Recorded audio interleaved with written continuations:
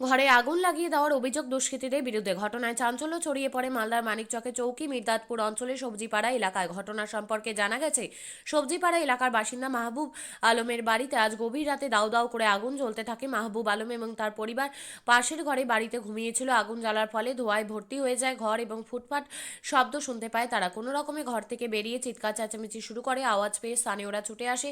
পরিবার ও স্থানীয়দের তৎপরতায় আগুন নেভানো হয়। তবে কে বা কারা আগুন লাগালো, কিভাবে আগুন লাগলো তা সঠিকভাবে কেউ বলতে পারছে না। তবে মেহবুব আলমের অভিযোগ, চলতি বছরের জানুয়ারি মাসে তার নিকট আত্মীয়ের সঙ্গে জমি বিবাদ চলছিল। এতে মেহবুব আলম কে অপহরণ করেছিল তার চাচাতো ভাই মেহবুব সবজি।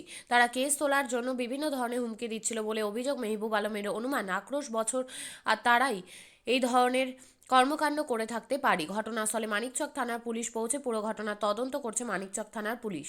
আমার বাড়িতে আগুন লাগিয়েছিল।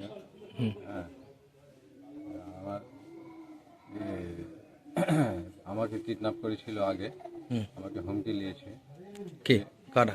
হ্যাঁ, এই আমার স্বাস্থ্যভাতি যারা আচ্ছা। মেহবুব সবজি, সত্তার সবজি, আচ্ছা।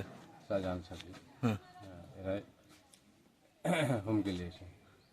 তারপর? জমিও আমার রেজিস্ট্রি করেছে যে এটা কেস তুলো, না হয় প্রাণে শেষ করে দিল। রাতে কি হয়েছিল? রাত্রেবেলা আমার বাড়িতে হঠাৎ আগুন লাগান কে লাগালো এটা আমি বলতে পারছি না। বা আমার বাড়িতে শিকল লাগা আছে, শিকল আমার অন্য ঘরে ছেলে, বড় ছেলে ঘরে আছে। ও যখন বের হলো আমি চিৎকার করেছি, আমার শিকলটা খুললো। খুলে আমি দেখছি যে ধোঁয়া, ঘরের ভিতরে একদম অন্ধকার আছে। আমি চিৎকার করে আগুনটা নেভাবার জন্য চিৎকার করলাম, চিৎকার করে আগুনটা নেভালাম। কিভাবে লাগলো আগুন? লাগুন ওই যে জমি নিয়ে সংক্রান্ত, হুম।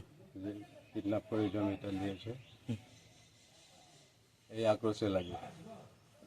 কারা লাগিয়েছে? কি করে, মনে হয় ওরাই, কি ভাবে বুঝলেন কি তারাই লাগিয়েছে? যে আমাকে হুমকি দিয়েছে।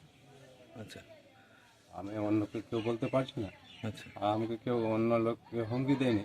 আচ্ছা, নিজে থেকে কোনো কিছু থেকে লেগেছে? না, নিজে থেকে লাগেনি স্যার। আচ্ছা, জানিয়েছেন পুলিশকে?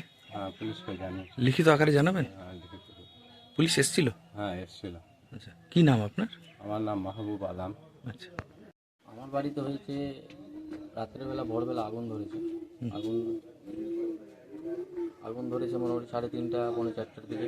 গ্রামের লোকজন যখন চিৎকার চেঁচামেচি করে, আমি বাড়িতে ঘুমিয়ে আছি, বাবারা সবাই ঘুমিয়েছিল।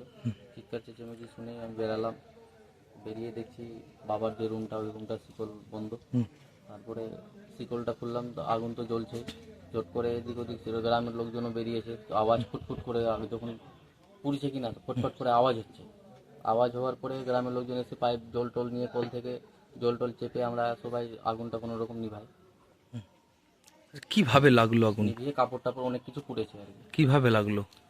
কি কিভাবে লাগলো এটা তো আমি বলতে পারি না, কিন্তু কিছুদিন আগে বাবাকে কিডন্যাপ করেছিল। হুম। কিডন্যাপ করে গিয়ে জমি রেজিস্ট্রি করেছে মালদা ডিএসআর অফিসে। জমি রেজিস্ট্রি করেছে, রেজিস্ট্রি করে ওটা কেস জাস্ট চলছে। হুম। তারপরে বাবাকে মাকে হুমকি দিয়েছে, তোরা যদি কেস না তুলিস তাহলে তোদেরকে ফ্যামিলিকে এখানে থাকতে দিব না, বাঁচতেও দিব না, কোনো জায়গায় গেলে ওখানেও বাঁচতে দিব না, এরকম হুমকি দিয়ে। হুমকি দেওয়ার পরে তাও আমরা অত গুরুত্ব দিই না, প্রশাসনকে এমনি মুখে বলেছি যে স্যার এরকম এরকম হুমকি আসছে, যা করার ওই কেসটাতে করেছে।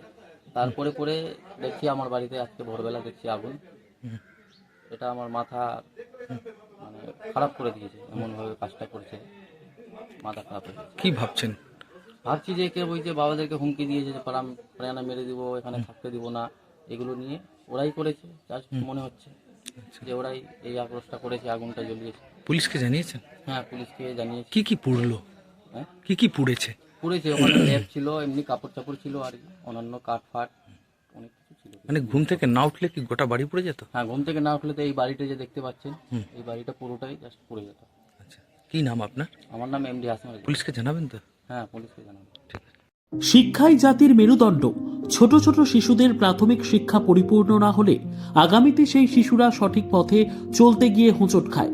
শিশুদের এই শিক্ষার প্রয়োজনীয়তাকে সামনে রেখেই গত 1 বছর ধরে পরিষেবা দিয়ে চলেছে জিনিয়াস এডুকেয়ার একাডেমি। শিশুদের অত্যাধুনিক শিক্ষায় শিক্ষিত করে তোলার একমাত্র বিশ্বস্ত প্রতিষ্ঠান এই একাডেমি। এখানে অভিজ্ঞ শিক্ষক শিক্ষিকা দ্বারা যত্ন সহকারে মাতৃভাষা বাংলা মাধ্যমে পড়ুয়াদের শিক্ষা দেওয়া হয়। একেবারে খেলার ছলে বিনোদনমূলকভাবে বাচ্চাদের এখানে পাঠ দেওয়া হয়। পড়াশোনার পাশাপাশি বাচ্চাদের বিনোদনের ব্যবস্থাও রয়েছে এখানে। তাই আপনার বাচ্চাকে ছোট থেকে অভিনব শিক্ষায় শিক্ষিত করে মানুষের মতো মানুষ করে তুলতে হলে এই শিক্ষা প্রতিষ্ঠানের উপরে ভরসা করতেই হবে। আমাদের ঠিকানা জিনিয়াস এডুকেয়ার একাডেমি, স্থান ঘুঘুডাঙ্গা মোড়, পোস্ট ভূপালপুর, রায়গঞ্জ, উত্তর দিনাজপুর।